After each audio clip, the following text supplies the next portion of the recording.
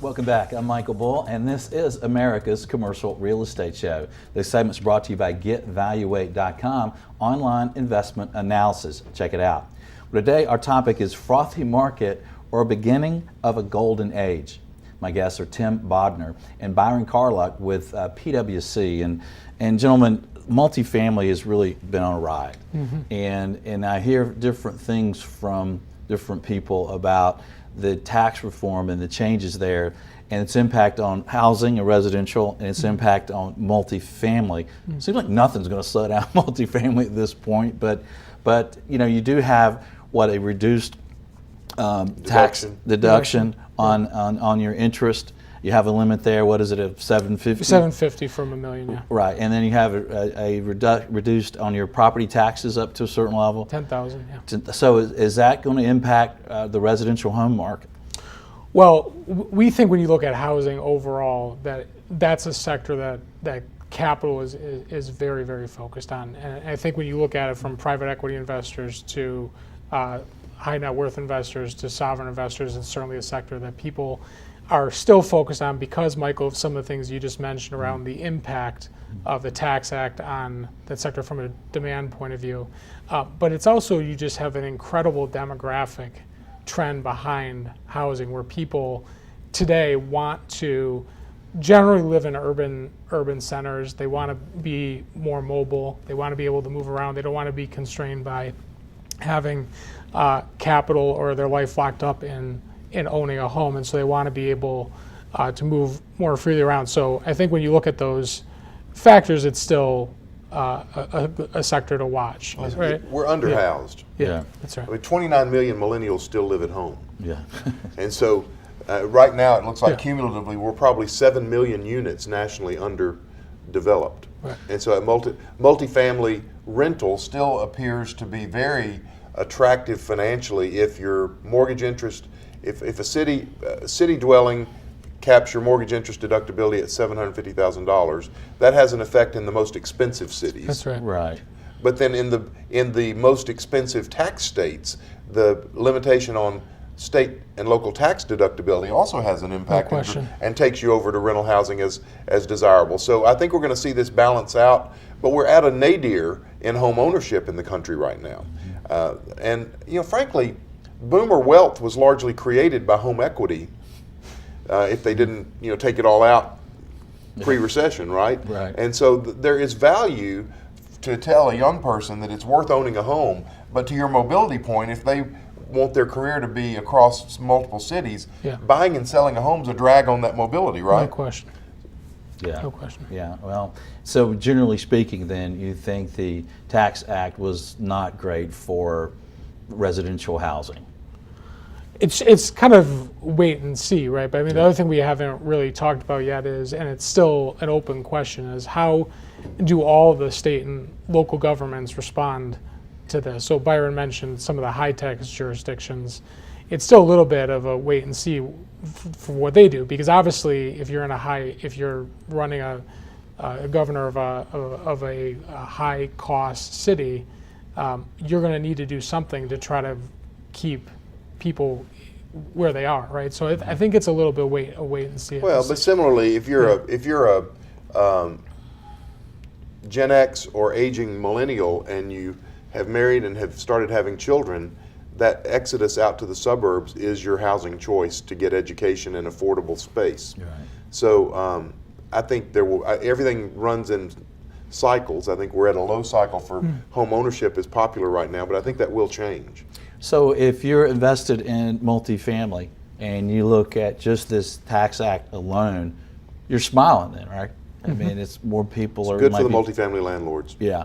And the emerging sectors like single family and the public markets Of rentals. Single family rentals, yeah. Single family rentals, yes. And what we are starting to also see is the equity side of the story is very well played out, but what we're starting to also see is, we talked a little bit earlier about commercial mortgage REITs looking to access the public markets. Now we're actually starting to see residential REITs starting to try to think about exiting the public. And when you look at their investment theses and their strategies, they're not focused on large loans in a lot of cases. Many of the times they're focused on small mom and pop lenders to or acquirers of rental properties on a mom and pop basis. So I think there's a big trend there as well to watch very carefully, because they've been doing very well as well, and there's a lot of momentum behind them. What about infrastructure? How's that Big. big? I mean, the infrastructure discussions continue to get delayed in Washington, but once they become legislative realities, that's a big boost to the economy. Yeah. If you think about the impact of big infrastructure spends on our cities through history, those have been game changers. And when you think about a bill that's being talked about at $1.5 trillion, that's a big number, especially when you marry it with private investment alongside the public commitment. And so out of that will come denser neighborhoods, better transit, transit-oriented neighborhoods with access to rapid transit, better airports, roads, bridges, parks. Sounds like a lot of jobs too. I think That's that's the golden era idea of this discussion, that much infrastructure spending, changing our cities, employing people to build it. Meanwhile, our economy is going through this transformation into greater levels of technology, blockchain, artificial intelligence. If we are smart about making sure we are developing a mobile, skilled workforce on one end of the spectrum that is redeployed as we go through this transformation, and we make sure we've got enough skilled workers in the construction trades to build all this infrastructure. Yeah. We And- could, and we don't. We don't. It's talent's difficult right now. Yeah. And so, but that is the argument for this could be an elongated recovery of golden age for the industry. And let's go there, because that's the name of our show, right? Frothy market or beginning of a golden age. So backtrack a year ago. You probably had some idea of what you thought the length of this cycle would be. So now fast forward to today. Did you add years, months? What did you add to this cycle estimate? Well, I think the exact duration of how much longer it goes is gonna, we'll see what happens. But when you look at it today, you still have solid fundamentals. You have leverage that's been kept at manageable levels from where we were. Yeah. You have a favorable interest rate environment. You have a tremendous amount of capital. You have strong or semi-strong economic growth. You have a regulatory environment, to Byron's point, around infrastructure spending that's a tailwind they really haven't felt yet. So if all that kind of stays the same, then we think we'll continue to see what we're seeing today, and even it accelerate a bit further. There's plenty that could go wrong, Mike. Yeah. I mean, we could think about exogenous factors that could destroy this, but if you think about coming out of this recession and only growing 1.6% a year, and we've extended the cycle, and it's still not overheated from a growth of inventory perspective. This next downturn is not going to be real estate's fault. Right. That's Right. And so the demand and the supply and demand characteristics are pretty favorable No question. for a continued recovery, as long as there's not an exogenous factor that cuts it off. What about GDP? You mentioned 1.6, but we've had some 3% growth. What do you expect for 18? Well, I mean, we'll see, right? But I think when you look at it, people are talking about 4 to 5% growth, mainly as a result of the impact of the Tax Act. Everything we've been talking about. Everything we've been talking about. Yeah, Right. infrastructure, more consumer spending. That's right. More jobs. So 4 to 5 seems awfully high coming off of 1.6, but Yeah. Even if it's 2.5 to 3.5, that's better than 1.6. Yeah. Right? Yeah. That is so. In real estate, then, we should all be doing the Snoopy dance, I guess. All right? I mean, this Tax Act has really been wonderful for our industry. Well, I think Or should be. It's not yet, really. It's not proven yet. one of the things that we've seen in the real estate sector do is be very thoughtful about how they've come out of the last downturn. That gets into some of the things we've been talking about: leverage, supply, et cetera, right? And how they're allocating capital.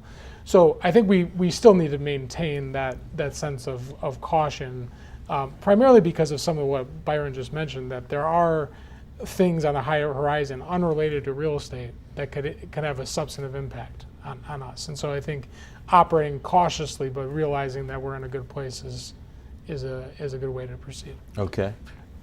Feels like a rising tide. Mm-hmm. There's still an underbelly of work to do on affordable housing, moderate housing, age-restricted housing for the aging baby boomers.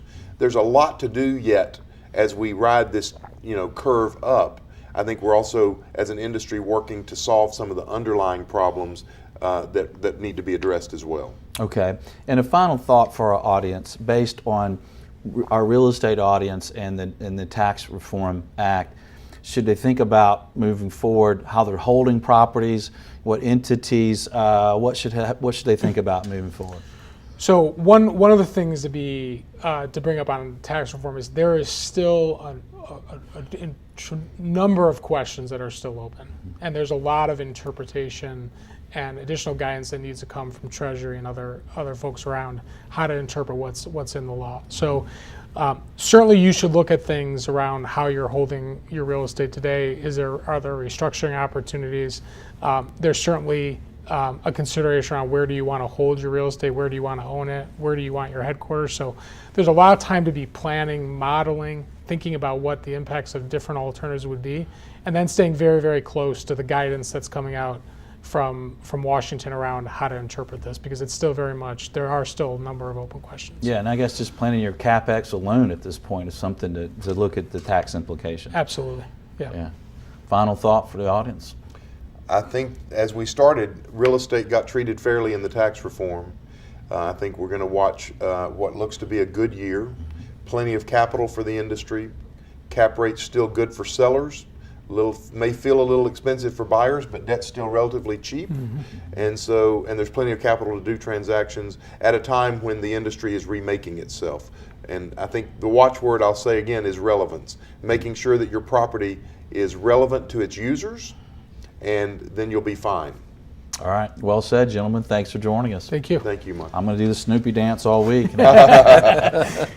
And thank you for joining us out there. However you're watching the show on YouTube, iTunes, show website, or I think we're on 14 different podcast sites. Thanks for being with us. Until next week, be sure that you always lead, learn, and laugh, and join us for America's Commercial Real Estate Show.